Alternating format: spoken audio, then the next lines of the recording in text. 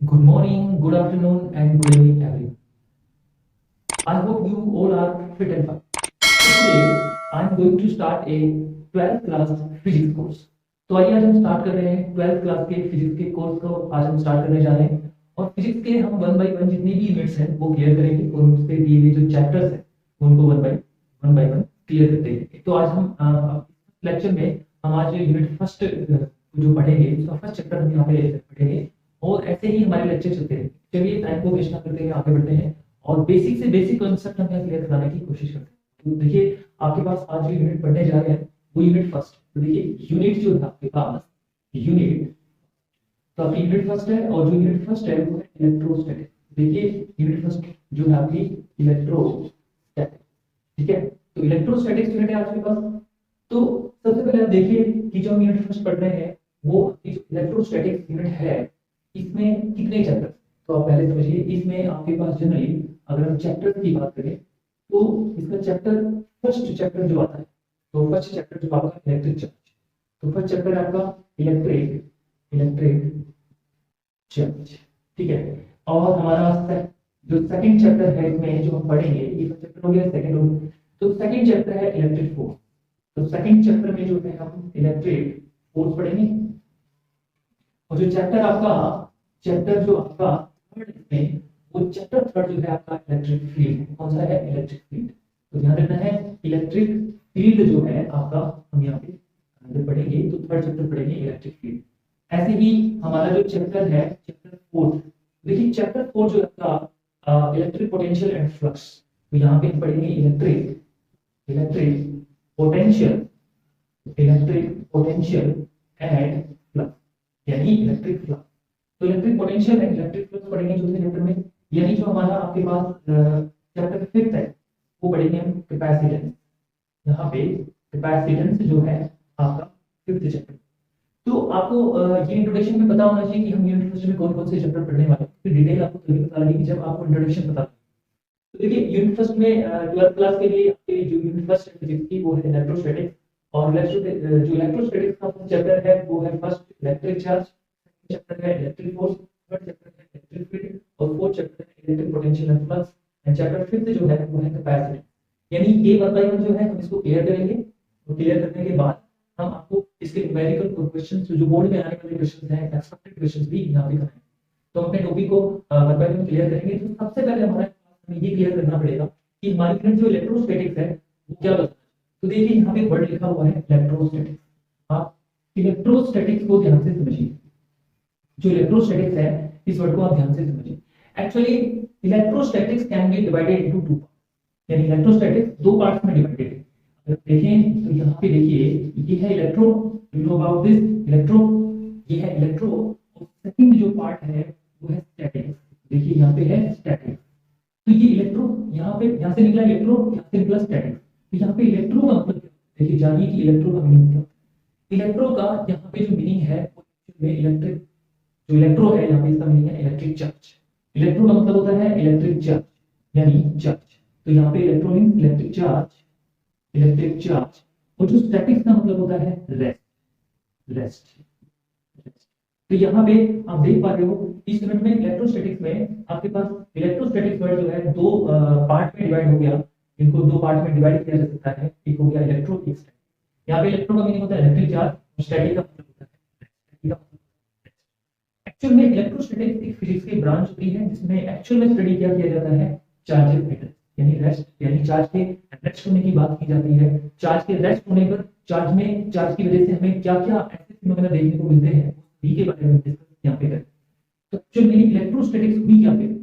तो हम यहाँ पढ़े तो इलेक्ट्रोस्टैटिक्स हुई क्या यहाँ पे? देखिए इलेक्ट्रोस्टैटिक्स क्या, तो हम कह सकते हैं the branch of physics, the branch of physics यानी फिजिक्स की एक ब्रांच है, the branch of physics in which study of charge at rest, charge at rest। यानी ये फिजिक्स की वो ब्रांच है, यानी ये फिजिक्स को वो ब्रांच है जिसमें ये स्टडी की जाती है चार्जेस एट रेस्ट, यानी इसमें ये डील किया जाता है कि चार्जेस एट रेस्ट है तो कौन कौन से फिनोमेना जो है, कौन कौन सी घटनाएं जो है, कौन कौन से इवेंट जो है आपको देखने को मिल सकते हैं। तो हम स्टडी करेंगे चार्ज एट रेस्ट, क्योंकि जब चार्ज रेस्ट में रहता है तो बहुत सारे फिनोमेना जो है हमें देखने को मिलते हैं। तो इन्हीं फिनोमेना को हम आगे पढ़ेंगे तब आपको समझ में आएगा। तो अभी फिलहाल आपको ध्यान रखना है कि इलेक्ट्रोस्टैटिक्स क्या होती है, फिजिक्स की ब्रांच होती है जिसमें स्टडी की जाती है चार्ज के रेस्ट होने की बात की जाती है। स्टडी ये पढ़ा जाता है कि चार्ज जब रेस्ट में रहते हैं तो कौन कौन सी इलेक्ट्रिसिटी प्रोड्यूस होती है, चार्ज कैसा बिहेवियर करता है, चार्ज क्या रेडिएट करता है, चार्ज के चारों तरफ कौन सा इफेक्ट होता है, ये सब हम यहाँ पे पढ़ने हैं। तो आप इसको ध्यान से देखिए और नोट करिएगा फटाफट।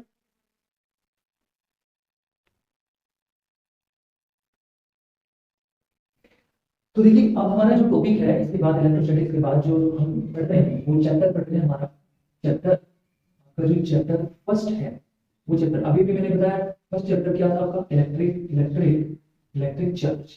तो हम अपने फर्स्ट चैप्टर को क्लियर करते हैं और इसमें आने वाले जितने भी टॉपिक है उसको अच्छे से पढ़ते हैं। तो सबसे पहले देखिए इलेक्ट्रिक चार्ज क्या है। सबसे पहले आपका टॉपिक आता है electric charge, mean by electric charge. तो हमें इलेक्ट्रिक चार्ज पर अच्छे से नोट्स बनाइए आप। देखो सबसे पहले कि इलेक्ट्रिक चार्ज को जनरली आप क्यों डिनोट कर सकते हैं, और इलेक्ट्रिक चार्ज एक्चुअल में होता क्या है। इलेक्ट्रिक चार्ज क्या होता है, मान लीजिए वो चीज की बॉडी मैंने ली, जैसे मान लीजिए ए बॉडी मैंने यहाँ पे ली, एक बॉडी मैंने यहाँ पे बी ले ली, ठीक है, ऐसे एग्जांपल के तौर पे हम बॉडी लेते हैं। और अब देखिए ये दोनों बॉडी जो है या तो हो सकता है एक दूसरे की तरफ अट्रैक्ट हो रही हो, ये तो मान के चलते हैं दो बॉडी एक दूसरे को क्या कर रही हो, अट्रैक्ट कर रही हो। या हम ऐसा भी कर सकते हैं कि ये दो बॉडी मान लीजिए एक बॉडी मैंने एक दोबारा से यहाँ पे ले ली, एक बॉडी भी यहाँ पे ली। हो सकता है ये बॉडी जो है एक दूसरे से दूर भाग रही हो, यानी एक तरह से बोल सकते हैं कि वे रिपल्सन कर रही हो। तो यहाँ पे देख रहे हैं जितनी भी मटेरियल्स बॉडी है, जैसे ये दो मटेरियल बॉडी है, इन्हीं दो मटेरियल्स को देखो नीचे देख रहे हैं, तो ये बॉडी अट्रैक्शन कर रही है, ये रिपल्सन कर रही है। जब कोई भी दो मटेरियल बॉडी एक दूसरे के साथ अट्रैक्शन या रिपल्शन शो करती है तो एक्चुअल में इन प्रॉपर्टी, इन बॉडी की जो प्रॉपर्टी है वही इलेक्ट्रिक चार्ज। इन दो बॉडी के अंदर, इन बॉडीज के अंदर, इन बॉडीज के अंदर कोई इलेक्ट्रिक चार्ज, इलेक्ट्रिक चार्ज। तो इलेक्ट्रिक चार्ज क्या होता है, एक्चुअल में इलेक्ट्रिक चार्ज क्या होता है, तो बोल सकते हैं कि फंडामेंटल, आप कह सकते हैं the fundamental property of matter show electric attraction and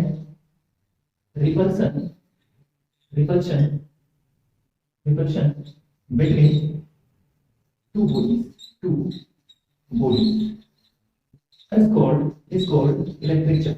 तो आप इसे इलेक्ट्रिक चार्ज का नाम दे सकते हैं। यहाँ पे हो गया ये इलेक्ट्रिक चार्ज, हम शॉर्ट फॉर्म में लिख देते हैं इलेक्ट्रिक चार्ज।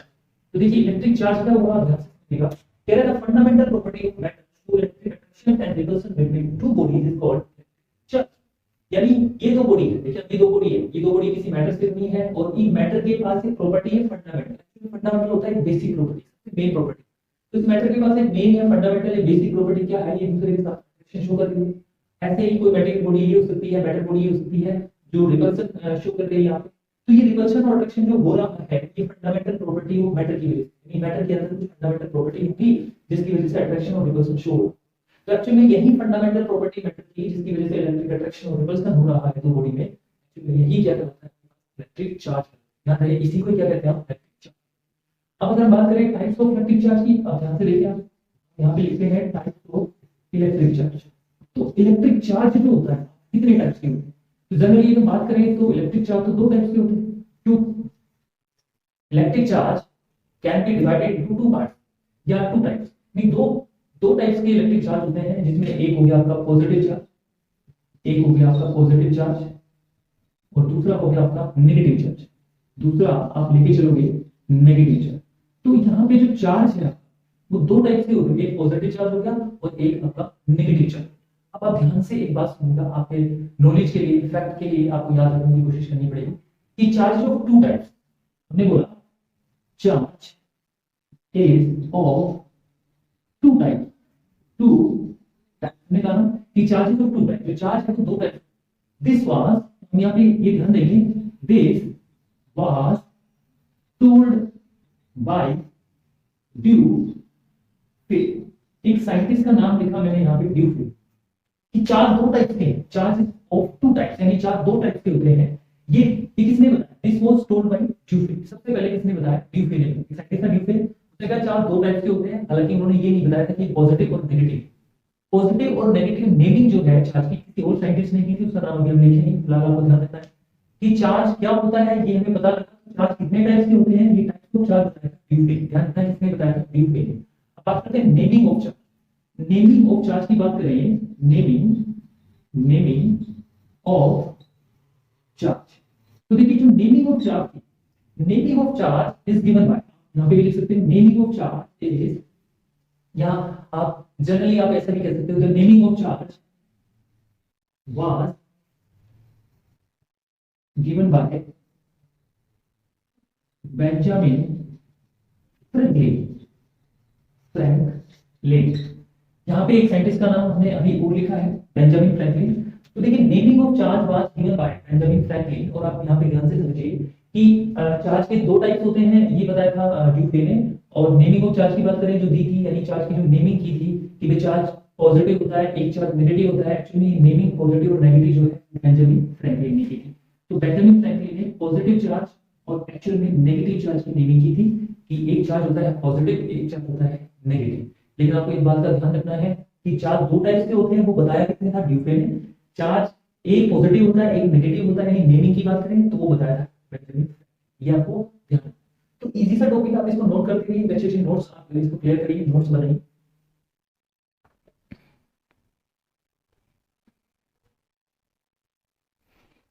देखिए अब आता है आपका जो टॉपिक है वो ड्यूफे एक्सपेरिमेंट। तो यहाँ पे जो ड्यूफे का एक्सपेरिमेंट था हम वो पढ़ेंगे, ड्यूफे। तो आप इसको ध्यान से समझिएगा कि ड्यूफे एक्सपेरिमेंट किया, तो आपके पास क्या है, ड्यूफे एक्सपेरिमेंट। तो देखिए ड्यूफे ने जो एक्सपेरिमेंट किए थे वो दो एक्सपेरिमेंट किए थे। तो उन्होंने सबसे पहले क्या किया, ही रफ ग्लास रोड,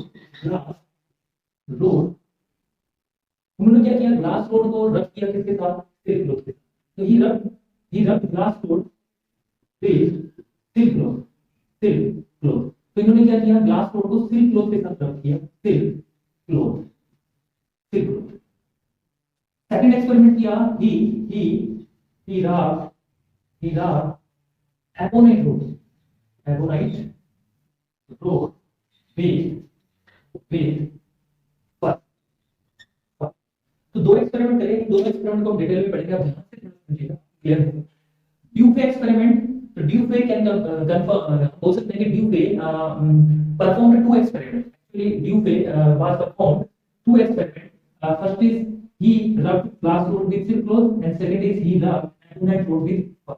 तो इन्होंने क्या किया, देखिए अपने फर्स्ट एक्सपेरिमेंट में किया, तो फर्स्ट एक्सपेरिमेंट को लेके चलते हैं। देखिए इन्होंने फर्स्ट एक्सपेरिमेंट में क्या किया, इन्होंने एक ग्लास रोड ली, तो मान लीजिए आपके पास एक ग्लास रोड है, तो इन्होंने एक ग्लास रोड ली और एक सिल्क क्लॉथ ली। तो यहाँ पे हमने लिखा सिल्क क्लॉथ, ठीक है। तो इन्होंने सिल्क क्लॉथ ली, इन दोनों को एक साथ रख किया, रब करने के बाद इसको रब किया, ओके। अब इन्होंने एक ग्लास रोड और ली, ऐसे ही एक सिल्क क्लॉथ लिया, तो आप कह सकते हैं ये ग्लास रोड है, और यहाँ पे इन्होंने सिल्क क्लॉथ ली, सेम, ठीक है, ओके। अब देखिए इनको रब कर दिया, इसको इसके साथ, यानी ग्लास रोड को सिल्क क्लॉथ के साथ, ऐसे ही इस ग्लास रोड को सिल्क क्लॉथ के साथ इन्होंने रब कर दिया।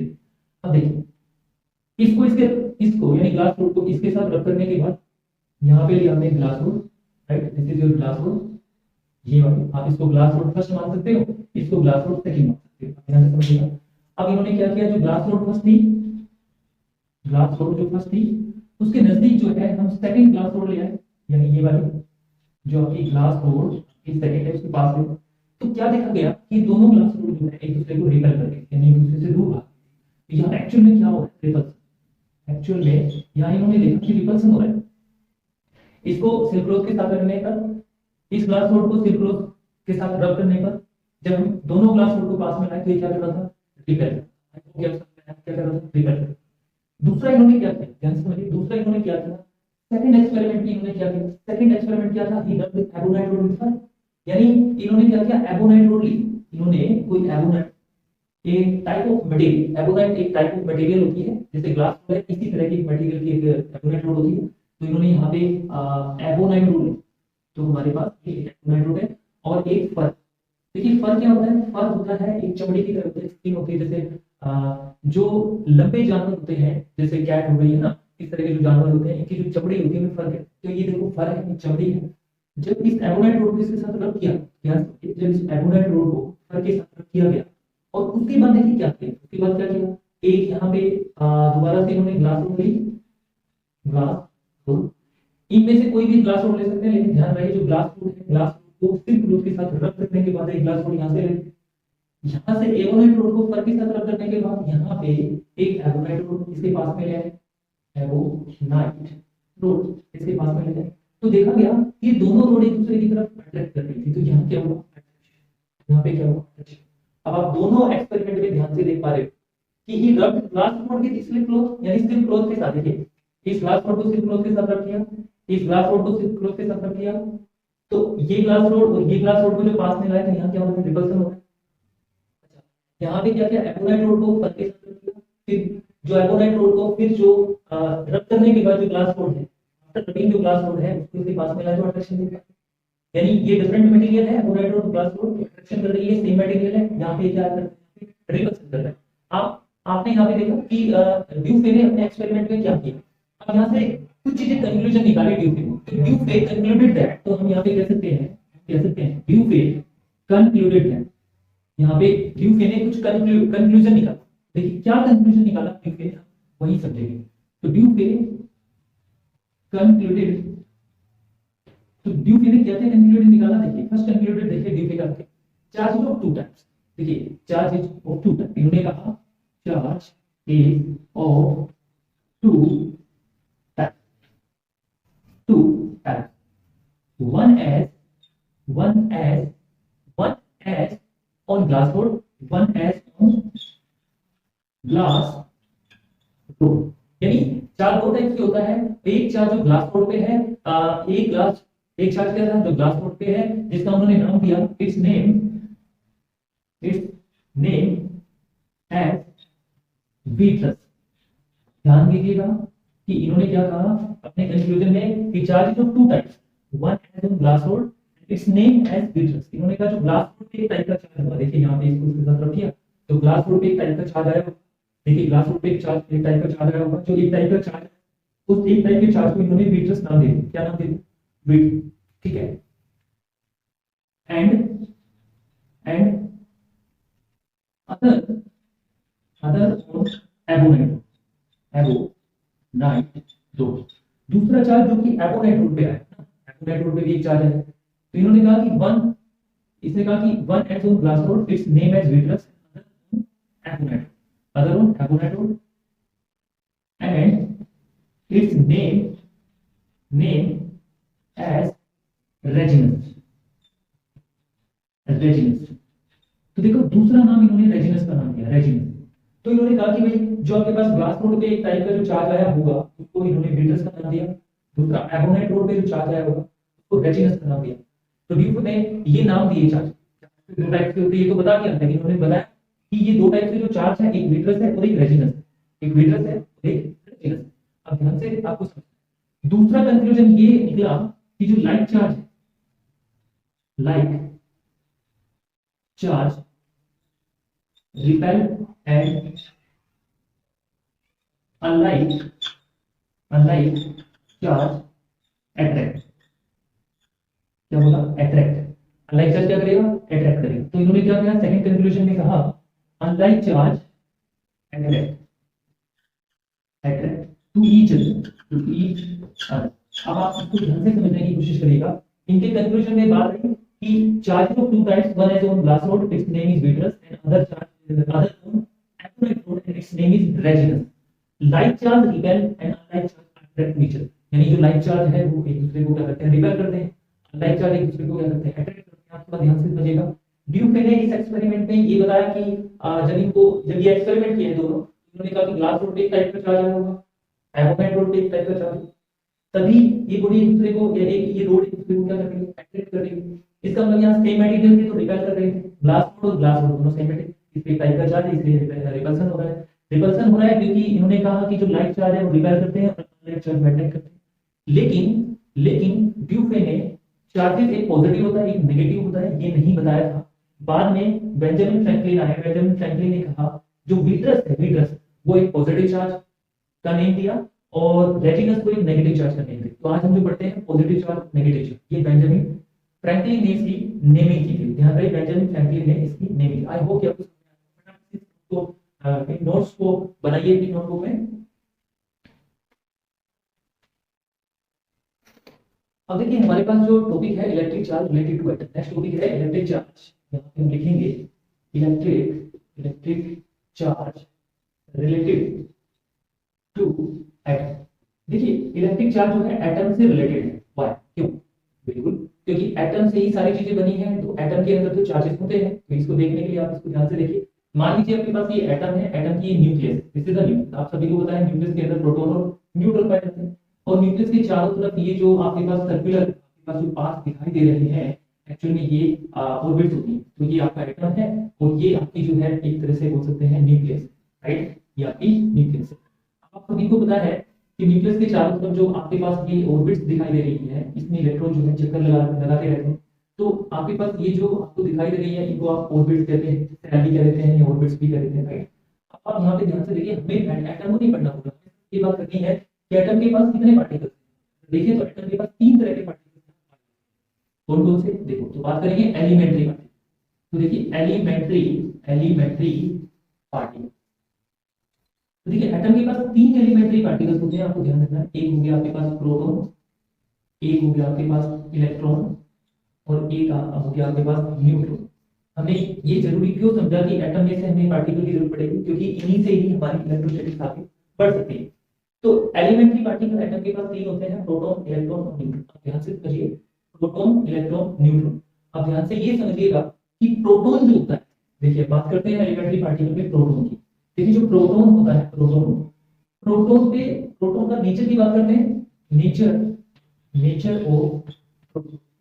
तो देखिए प्रोटॉन का nature of proton is negative. देखिए प्रोटॉन का जो नेचर होता है वो नेगेटिव होता है या पॉजिटिव। तो आई होप कि प्रोटॉन का जो नेचर होता है वो नेगेटिव ही पॉजिटिव। तो ध्यान रखना है, हम यहाँ पे नेचर ऑफ प्रोटॉन अगर नेगेटिव लिखेंगे तो गलत हो जाएगा, क्योंकि नेचर ऑफ प्रोटॉन जो है पॉजिटिव पॉजिटिव। तो नेचर ऑफ प्रोटॉन कैसा होता है? पॉजिटिव।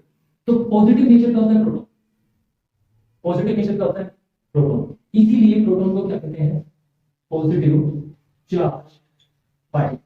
आपको ध्यान रखना है, प्रोटॉन को पॉजिटिव चार्ज पार्टिकल कहा जाता है। बात करें इलेक्ट्रॉन की, देखिए अगर बात करें इलेक्ट्रॉन की, तो एक्चुअल में जो हमारा इलेक्ट्रॉन है, उसका नेचर कैसा? तो बात करेंगे नेचर ऑफ इलेक्ट्रॉन। तो देखिए nature of electron is negative, यानी हमारे इलेक्ट्रॉन का जो नेचर होता है वो कैसा होता है, आई होप कि आपको पता ही होगा, नेगेटिव। तो इसीलिए इलेक्ट्रॉन को क्या कहा जाता है? Negative charge. अब हम बात करते हैं न्यूट्रॉन। देखिए न्यूट्रॉन एक ऐसा पार्टिकल होता है एटम के अंदर, न्यूट्रॉन एक पार्टिकल ऐसा होता है एटम के अंदर जिसपे कोई चार्ज नहीं होता है। इसलिए न्यूट्रॉन का नेचर कैसा बोल सकते हैं? न्यूट्रल। जिसका किसी भी तरह का नेचर शो ना हो, नेगेटिव पॉजिटिव, से न्यूट्रल कहते हैं, न्यूट्रल। इसीलिए इसको न्यूट्रल या अनचार्ज पार्टिकल, ये अनचार्ज पार्टिकल है, इसमें ना कोई पॉजिटिव है ना कोई नेगेटिव, इसलिए अनचार्ज पार्टिकल। क्या आपको समझ में आ रहा होगा कि हम क्या बताने की यहाँ पे कोशिश कर रहे हैं कि अनचार्ज पार्टिकल कौन सा है, चार्ज पार्टिकल। तो यहाँ पे एक बात क्लियर हुई कि एटम के पास 2 तरह के चार्ज पार्टिकल होते हैं, एक प्रोटॉन और एक इलेक्ट्रॉन। न्यूट्रॉन पे कोई चार्ज नहीं होता है, इसको अनचार्ज पार्टिकल। अब हमारे पास आती है चार्ज बॉडी और अनचार्ज। ध्यान से देखिए, हमारे पास नेक्स्ट टॉपिक आता है चार्ज। तो आपके पास है चार्ज बॉडी एंड अनचार्ज। देखिए चार्ज बॉडी और अनचार्ज बॉडी क्या होती है? एक्चुअली में अनचार्ज बॉडी को आप न्यूट्रल बॉडी कह सकते हैं, न्यूट्रल। ठीक है, तो सबसे पहले देखिए हम यहाँ पे एक बात समझते हैं कि मान लीजिए बॉडी आपके पास मैंने दे दी और इस पे पॉजिटिव चार्ज है, और यहाँ पे आप देख पा रहे हो इस पे नेगेटिव चार्ज भी। लेकिन यहाँ पे हम देख रहे हैं इस बॉडी के पास जो पॉजिटिव चार्ज है वो एक्सेस है, यानी हद से ज्यादा। यानी आप बोल सकते हैं कि नेगेटिव से पॉजिटिव चार्ज जो है वो ज्यादा है। एक्चुअली जिस बॉडी पे एक्सेस अमाउंट में जो चार्ज होता है वही बॉडी वो चार्ज बॉडी कहलाती है। तो यहाँ पे पॉजिटिव चार्ज एक्सेस है, तो ये कौन सी बॉडी होगी? Positive charge. तो यहाँ पे हम बोल सकते हैं the excess of positive charge. The excess of positive charges is called positive charge body। जिस बॉडी पे एक्सेस ऑफ पॉजिटिव चार्ज हो उसे पॉजिटिव चार्ज बॉडी कहते हैं। अब जैसे मान लीजिए मैंने ये लिया, ये कोई बॉडी हमने यहाँ पे ले ली, और इस पे मान लीजिए पॉजिटिव पॉजिटिव, अब नेगेटिव चार्ज ज्यादा है, तो देखिए नेगेटिव चार्ज ज्यादा दिख रहा है इस पे, तो हम कह सकते हैं the excess of negative charge, negative charges is called negative charge, negative charge body, इसे नेगेटिव चार्ज बॉडी कहते हैं। अब आप यहाँ पे ध्यान से समझिएगा कि अगर मान लीजिए एक बॉडी ऐसी हो, एक बॉडी आपके पास ऐसी हो कि उस पे पॉजिटिव चार्ज और नेगेटिव चार्जेस सेम है, देखिए same amount, no excess of positive charge, no excess of negative charge, तो इस बॉडी में, इस बॉडी को आप न्यूट्रल बॉडी कहेंगे, न्यूट्रल बॉडी, या हम कह सकते हैं अनचार्ज, या हम कह सकते हैं कि अनचार्ज बॉडी। ये बॉडी कैसी है? अनचार्ज बॉडी, इस पे कोई एक्सेस अमाउंट में चार्ज नहीं है, जिस बॉडी में कोई एक्सेस अमाउंट में चार्ज नहीं होता वो अनचार्ज बॉडी कहलाती है। क्या कहलाती है? Uncharge body. तो न्यूट्रल बॉडी अनचार्ज बॉडी क्या कहलाती है? यहां बोल सकते हैं number of positive charges is equal to number of negative charges, number of positive charges और नंबर ऑफ नेगेटिव चार्जेस अगर किसी बॉडी में सेम हो जाए, बैलेंस हो जाए, तो समझ लेना वो न्यूट्रल बॉडी कहलाती है, अनचार्ज बॉडी कहलाती है। लेकिन पॉजिटिव और नेगेटिव चार्ज बॉडी क्या होती है मैंने आपको समझाया। आई होप कि ये लेक्चर आपको समझ में आया होगा। अच्छे से अपने नोट्स बनाइए, बोर्ड के यहाँ से स्क्रीन से आप इसको या बोर्ड से इसको आप अच्छे से नोट करिएगा, अच्छे से इनको अपनी नोटबुक में नोट